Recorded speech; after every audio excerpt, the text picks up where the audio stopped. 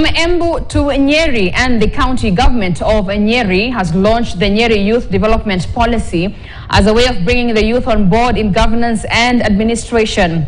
Nyeri becomes the third county in the country to launch the policy after Nairobi and Makueni counties.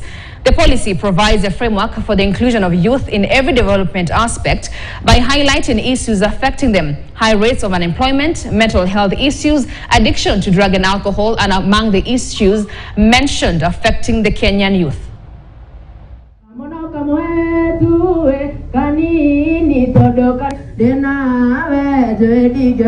Nyeri County has about 27% of its population being the youth. We have challenges of unemployment, underemployment, we have drug abuse, mental health, and very many challenges that the youth have.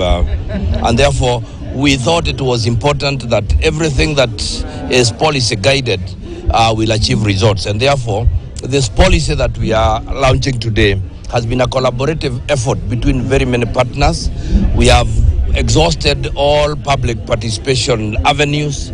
We have engaged everyone, and I want at this point to really thank the County Assembly of Nyeri, who were very proactive, and especially in terms of approving this policy. And it's a policy that actually will create more opportunities to the youth, and especially here in Nyeri County.